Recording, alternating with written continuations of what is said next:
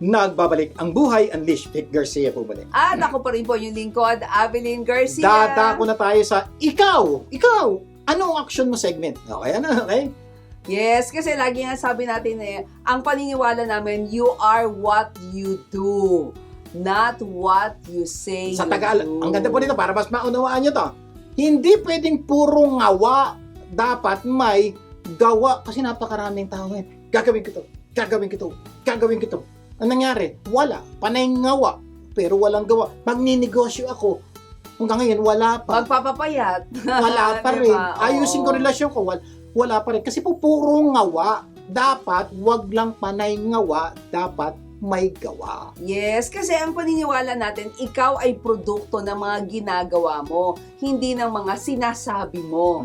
Diba? So ano yung ating first quote natin ngayon ay, Tangina, what you accomplished so far, yes, it's just a fraction of your full potential. so ano may nagawa mo. Isipin Pero mo dito yun. po sa segment na to, ang paniniwala po namin it's not what you say that counts, it's what you do. Kakaintindihan po tayo Okay, game. Okay, at syempre, hahanapan natin sa segment na ito, hahanap tayo ng tinatawag nating aksyon sa mga sitwasyon na nangangailangan ng solusyon. Pakiulit mo yan, ganda na. Makinig po kayo. Ayan. Ulitin po ni Sa mga abilis sinabi niya. Sa Ganda segment po nito. na ito, hahanapan natin ng aksyon ang mga sitwasyon na nangangailangan ng solusyon. Yeah, so yun po ang purpose natin at sigurado ko po, marami kayong sitwasyon na naghahanap ng aksyon. So, kung meron po kayong ganyan, padala nyo po sa aming programa. Okay? Puntahan nyo po yung aming Facebook account, Buhay Unleashed, o kaya po yung aming YouTube account, Buhay Unleashed. Type nyo po din, mag-comment po kayo ng tanong. Baka, who knows, one of these days, yung sitwasyon nyo naman ang aming aaksyonan para mabigyan ng solusyon. Yan. Kaya kung meron kayong delikado o komplikadong sitwasyon na nangangailangan ng aksyon, ipadala nyo yan sa amin sa aming Facebook account or YouTube channel na Buhay Unleashed. At baka yung sitwasyon ninyo, yun ang susunod nating aaksyonan. Aksyonan. Kaya po, gawin nyo po yan. Ang sitwasyon natin ngayon ay dinadanas po ito ng napakaraming tao. Ano yung sitwasyon natin? Ano ang dapat mong gawin kung hindi ka na makatulong sa dami ng utang mo? Yeah. Sir Vic, ikaw, ano action Yan, mo? makinig po kayong mabuti. Ang ganda po. Simple lang po ang solusyon ko po sa problemang ito. Makinig po kayong mabuti. Okay. Okay. So, assuming hindi ka na makatulog sa dami ng utang mo. Marami pong sitwasyon ganyan. Okay? Hindi ka na makatulog. Simple lang ang gagawin mo. Okay? Puntahan mo. Makinig kayo mabuti. Napaka-critical po itong action na to. Kaya dapat alam na alam niyo dapat nyo gawin. Hindi ka na makatulog sa dami ng utang mo. Ito gagawin mo. Puntahan mo ang pinagkakautangan mo. Oh, syempre naman. Sino man Hindi yan? ka makatulog eh. Kamag-anak mo, pinsan mo, Oo. kaibigan mo, kung sino man. Kung sino man. Kung sino man, Oo. okay? At sabihin mo, dapat tamang-tama yung script mo, sabihin mo, hindi mo na mababayaran ang utang mo. Yun ang sabihin mo. Ganon. Alam niyo ang mangyayari pag sinabi mo yun? Ito mangyayari. Siya na ngayon, yung pinagkakautangan mo, ang hindi na makakatulog. Ano ba? Kung hindi nyo pa nag-get, ulitin ko po. Okay. Kung hindi nyo maunawaan, okay, makinig po kayo buti. Kung kapag hindi ka na makatulog sa dami ng utang mo, sabihin mo sa pinagkakautangan mo, kung sino man siya, na hindi mo na mababayaran ang utang mo. At dahil dyan, siya na ang hindi makakatulog. Ano ba? Okay. Joke lang po. Joke. Joke lang po. Hindi po yan. Pero at least, masaya. Itong programa kita, meron tayong konting katatawanan na joke. So, hindi po yan. Balik na tayo sa tunay na problema. Okay. Sa sitwasyon ng araw na to, ano dapat gawin kung hindi na makatulog sa dami ng utang mo? Okay. Yun ang pinadala sa atin, Okay. na tanong na parang sitwasyon na pwede natin aksyonan. Okay, magandang tanong po yan dahil napakaraming tao po ngayon na nakakaranas ng ganyang sitwasyon. Dami-dami. Kaya mapapansin ninyo, maraming tao ngayon ang parang parating puyat Yeah. dahil marami sa kanila ang hindi na makatulog sa gabi sa dami ng pagkakautang. Kaya pag may diba? kaibigan kayo, kaopisina kayo, nakita nyo, puyat, malamang hindi nakatulog yan sa dami ng utang niya. So, problema po talaga malaki. Yes, yung iba naman, puyat naman talaga dahil magaling lang talaga magdala ng puyat. May diba? mga tao pong ganun. Oo. Puyat siya pero ang galing. Kasi ang galing mag-makeup, takip yung eye bag, takip. Pero puyat din po yun. Kaya lang, hindi nyo alam. Yes, pero ito ho ang action namin sa ganyang sitwasyon. Okay, meron po kami tatlong pwede nyo pong gawin kung ganyan na inyong pinagdadaanan. So, kaya makinig po kayo mabuti kung kailangan nyo magsulat. Magsulat po kayo para malaman yung action.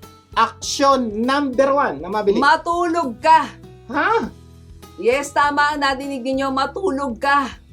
Dahil sayang ang puyat mo. Matulog ka kasi hindi naman mababawasan o mababayaran ang utang mo kapag ikaw ay Yan, nagpuyat. malinaw po ha. Diba? So, unang-unang tip ko, hindi ka na makatulog sa dami ng utang mo, matulog ka. Kasi nga po, sana habang nagpupuyat ka, nababawasan ng utang mo.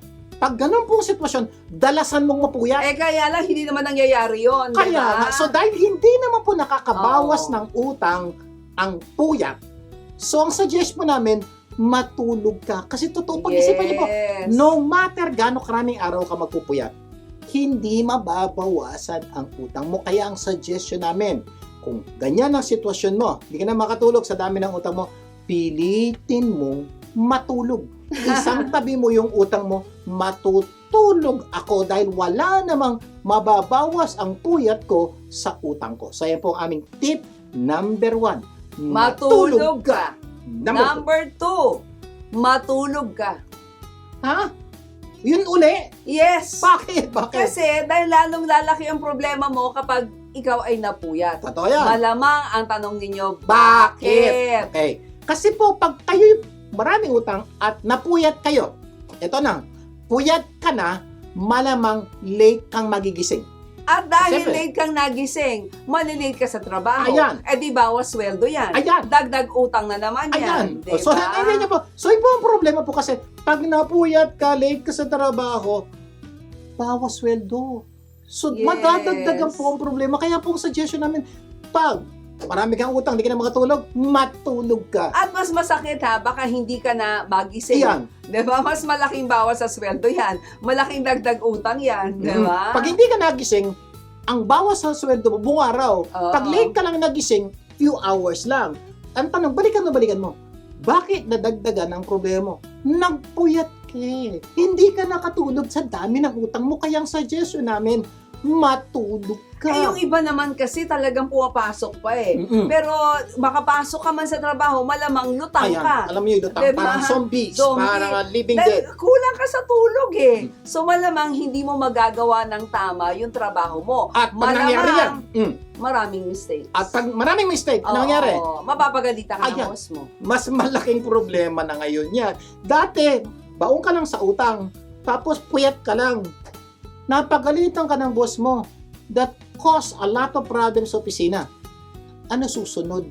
Oh. Mas malaking problema, baka mawala ka pa ng trabaho. Oo nga, okay nga sana kung pagalit lang eh, Mm-mm. 'di ba? Sabi mo nga, mas matindi, baka matanggal ka sa trabaho. Eh, 'di ba lalong lumaki yung problema mo dahil napuyat No, ka. but doon ka na, dahil di ka Oo, natulog, dahil di ka basically. natulog. So, problema po niya, pag late, napuyat ka, pwedeng mabawasan ng sweldo mo kasi late ka. O mabawasan yung buong araw ng sweldo mo. Or pangatlo, mawalan ka na talaga ng sweldo dahil natanggal ka sa trabaho. Oo. Number 3 tip. Number 3. Hulaan nyo, ha? Baka alam na nila. Alam Number na. 3, matulog ka. Matulog ka na naman. Bakit? Kasi dahil baka bumaba ang iyong resistensya. At baka ikaw magkasakit. Ayan. Naku, dagdag problema na naman yan. Baon ka sa utang, bibili ka pa ng gamot, absent ka pa sa trabaho. Nakita mo? Yan po ang nangyayari sa napakaraming taong hindi makatulog sa dami ng utang. Lalong dumadami po ang utang. Bakit? Hindi kasi natulog. Kaya ang solusyon po namin, number 1, matulog ka. Number 2, matulog ka. And number 3, matulog ka dahil malaki po ang matutulog nung matutulog ka. At mas masakit ha, ang mas masakit ha, paano kung ma-hospital Nako, ka? hindi ka Kasi na dahil nagkasakit. sa puyat, di ba? Lalo ka ngayon mababaon sa utang at mas mahaba ang absent mo dyan sa trabaho. And eventually, sa masyadong mahaba, matanggal ka sa trabaho. Problema yan. Yes. So, ano ang dapat gawin kung hindi ka makatulog sa dami ng utang mo? Ang sagot ay matulog ka. Number 1. Number 2, matulog ka. number 3, Matulog ka. inis na ba kayo sa amin? Sa mga susunod natin pagsasama, Sasabihin niyo, sir, hindi po ang problema po natin, dami kong utang. Take note ha. Ang tanong niyo lang kanina, kung hindi ka makatulog sa dami ng utang mo. So, sinolusyonan po natin today yung tulog. Yes. Sir, ang problema ko naman, paano ko susolusyonan yung problema ko sa utang? E di magpadala po kayo ng bagong sitwasyon.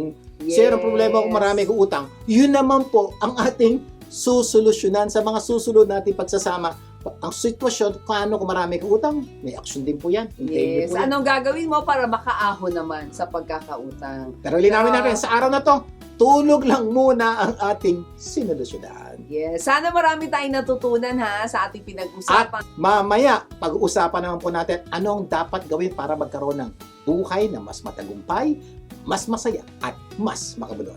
Magbabalik pa ang Buhay Unleashed. Huwag bibitiw!